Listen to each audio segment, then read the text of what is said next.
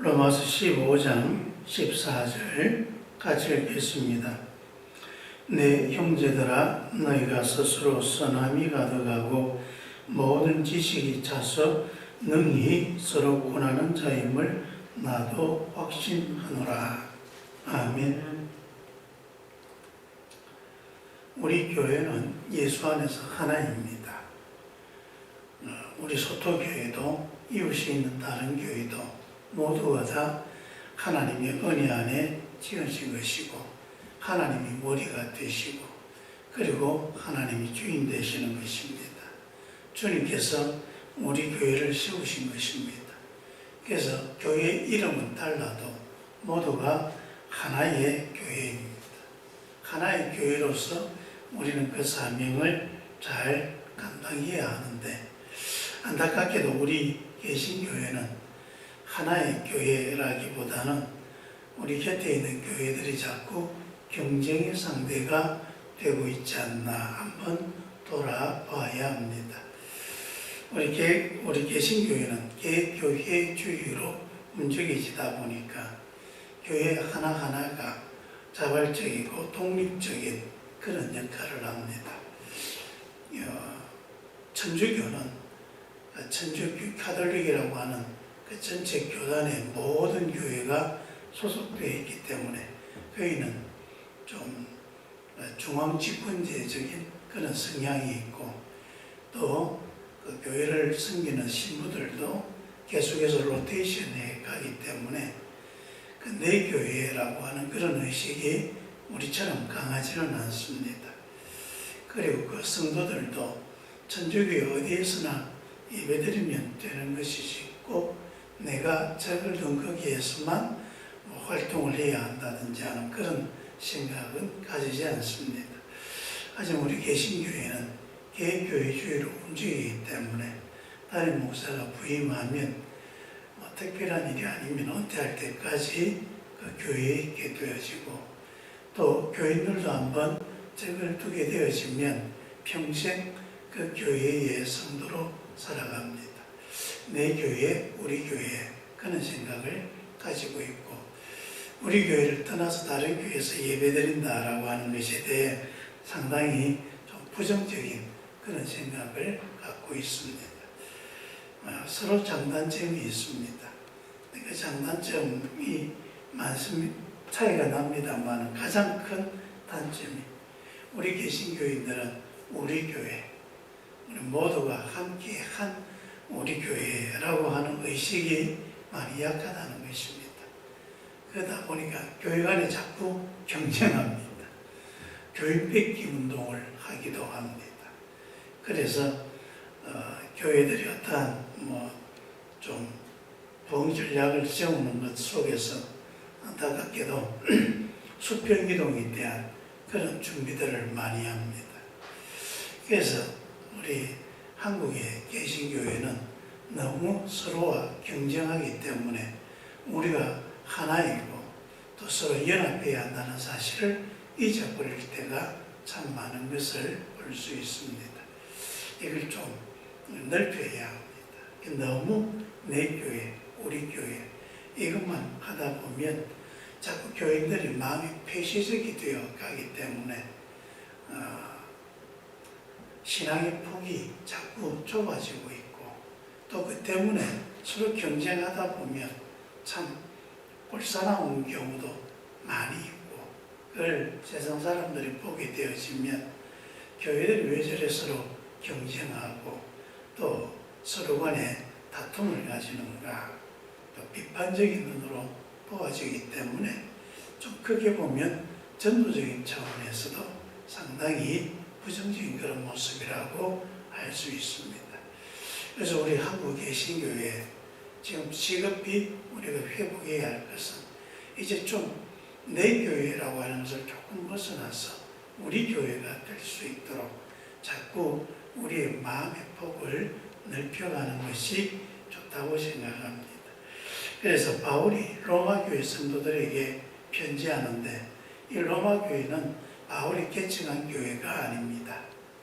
바울하고 이제 관계는 가지고 있습니다만 딱히 특별한 그런 관계는 아닙니다. 그러니까 바울이 어떤 영적인 권위를 가지고 그들에게 뭔가 충고하거나 또 지휘할 수 있는 그런 여건은 아닌 것입니다. 그런데 그 교회 여러 가지 어려움이 올 때에 바울에게 도움을 구하였고, 바울이 그의 중재자인 입장에서 로마서의 그런 내용들을 기록해서 보내고 있습니다. 이렇게 서로의 관계될 때에 서로 굉장히 긴장감이 되어집니다. 우리가 서로 처음 만났을 때 제일 먼저 하는 게 주도권 싸움이지 않습니까? 그래서 한국 사람들이 제일 먼저 하는 게 나이가 몇 살입니까? 부터 시작합니다. 그래서 서열을 잡고 정하려고 하는 그런 것을 하죠. 사람들이 서로 모르는 사람이 만나지면 그런 어려움이 있고, 그것이 또 분열을 또 만들어내는 계기가 되어집니다. 바울은 여기에 로마교회 성도들에게 말합니다. 내 형제들아, 내가 당신들을 개척하거나 가르치거나 또 당신들에게 어떤 영적인 권위를 하지는 않았습니다만 우리는 예수 안에서 하나가 아닙니까? 그래서 난 당신들을 내 형제 그렇게 부르겠습니다. 그래서 내 형제들아, 지금 로마에 있는 교회에 여러 가지 문제가 있는데 그 문제를 해결해 주면서 바울이 그 교회를 향하여 내 형제들아, 이렇게 우리는 서로 형제, 우리는 서로 떨어지면 안 되는 사이, 우리는 예수 안에서 하나가 된 사람들입니다. 이것을 먼저 상기시켜 주는 것이죠. 우리가 모든 문제를 해결할 때 사실 인간적인 관계에서 일어나는 모든 것들은 여러분 우리 관계 속에서 일어나는 것입니다. 그런데 그 속에 아주 사소한 그런 다툼들이 일어날 때 제일 먼저 생각해야 될 게 이 사소한 다툼으로 우리가 끼어져야 할 관계인가, 아니면 우리는 더 단단해져야 할 관계인가. 바울은 형제라고 하는 말을 통해 우리가 자꾸 자존심 내세우며 사소한 그 문제 가지고 서로 경쟁하고 또 서로 누가 잘났느냐, 누가 옳냐, 이런 것으로 분열할 사이가 아니라 우리는 하나가 될 사이이다. 우리 형제이다. 이걸 다시 상기시켜 주는 것입니다. 그래서 여러분, 우리는 형제이다. 사소한 문제로 서로 끼어지거나 분열하거나 우리가 헤어질 사이가 아니다. 어떻게 하든지 우리는 서로 하나가 되어서 형제의 관계를 더욱더 돈독히 해야 할 사이이다.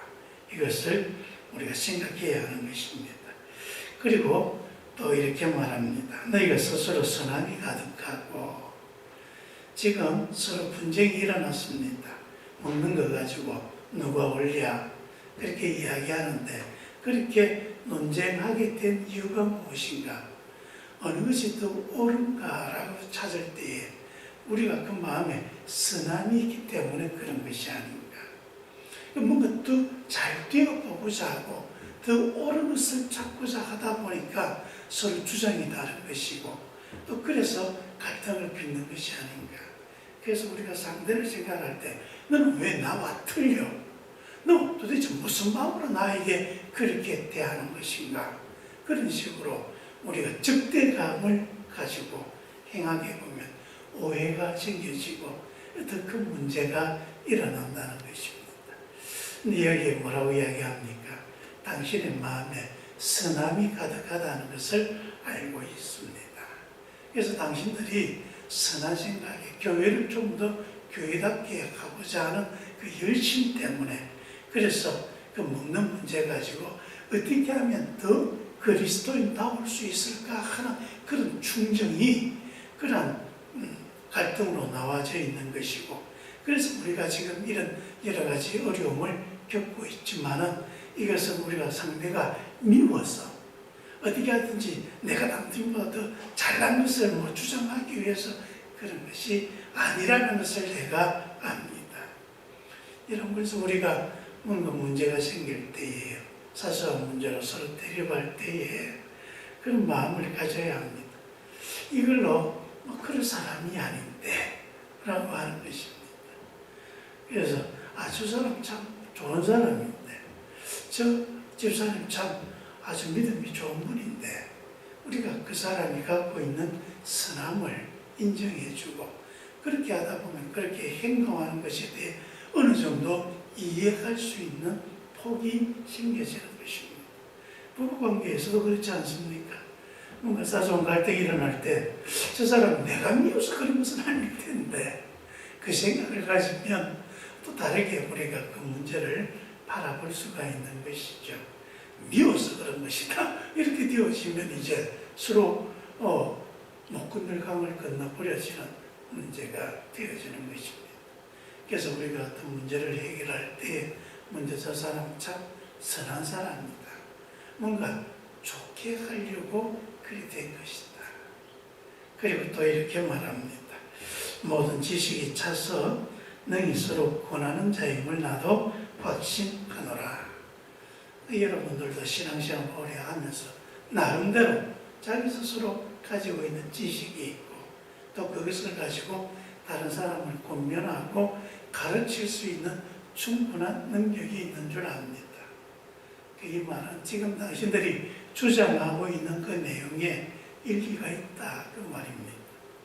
그래서 음식을 먹어서는 안 된다고 주장하는 사람도 일리가 있고, 또 먹어도 된다고 주장하는 사람도 일리가 있고, 그 둘 다 자신들이 갖고 있는 그 지식에 그 합당한 이유가 있기 때문에 그렇게 한 것이 아니겠습니까? 여러분들이 갖고 있는 그 지식이 온전한 것인 것을 내가 인정합니다.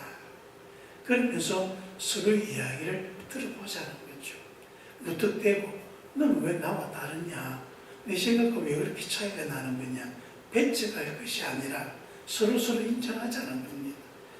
그렇게 주장하는 사람의 이야기를 충분히 들어보고 그럴 수도 있겠구나 하는 것이 있다면 받아들이고, 또 아니다 싶으면 서로 논쟁해 가면서, 그래서 어느 것이 더 좋은 것인가, 서로 좀 더 좋은 것에 합의할 수 있도록 서로 마음을 열고 토론하자는 것입니다. 서로 토론할 때 여러분 가장 중요한 게 상대를 인정해 주는 것입니다. 당신의 그 지혜에 대해서 내가 인정합니다.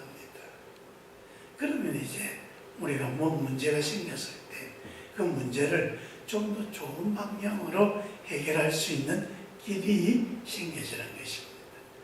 그래서 여러분 오늘 짧은 말씀이지만 우리가 갈등을 빚을 때 해결할 수 있는 세 가지 요소. 첫째, 우리는 깨어질 사이가 아니다. 그것을 먼저 생각하라는 것입니다. 사소한 문제로 깨어질 사이가 아닙니다. 그러니까 어떤 문제가 발생하더라도 이것 때문에 우리가 깨어지게 해서는 안 되겠다. 카트라인을, 아웃라인을 일단 정해놓고 문제를 해결하자. 두 번째로, 당신이 지금 그렇게 주장하는 것은 나쁜 의도가 아니라 교회를 더욱더 온전케 하고자 하는 진실된 마음이 있기 때문에 그리 된 것을 내가 압니다. 그래서 상대의 선함을 인정해 주자. 세 번째로, 당신은 지식에 차서 다른 사람을 가르칠 만한 충분한 능력이 있는 사람입니다. 즉 당신의 말에도 일리가 있다는 것을 내가 인정합니다. 그러니 마음을 열고 우리 왜 이 문제가 생겼는지 깊이 있게 토론해 봅시다. 열린 자세로 서로를 인정하면서 토론해 가는 것. 그럴 때에 문제가 해결되어지고 도리어 그 문제가 더 좋은 결과를 낳게 할 수 있다는 것. 그것을 우리에게 보여줍니다. 우리에게 그런 지혜가 가득 차서 우리 모든 교회가 다툼이 없고, 혹 다툼이 있다 할지라도 그 다툼을 통하여 더 좋은 일이 일어날 수 있는 그런 멋진 성도들이 되기를 축원합니다. 기도하겠습니다. 아버지 하나님, 우리는 자꾸 사소한 걸로 자존심 씌우다 더 큰 문제가 불어지고, 이 때문에 교회가 혼란을 겪는 경우가 많습니다. 침소봉대하는 경우가 얼마나 많은지 참 어리석은 노릇입니다. 이제 우리 마음이 주의 은혜 가운데 더욱 선해져서 우리가 문제가 생기더라도 주의 은혜 가운데 그것을 잘 해결해 갈 수 있는 지혜가 있게 하시고 주의 뜻에 합당하게 행할 수 있도록 도와주시옵소서. 예수님 이름으로 기도합니다. 아멘.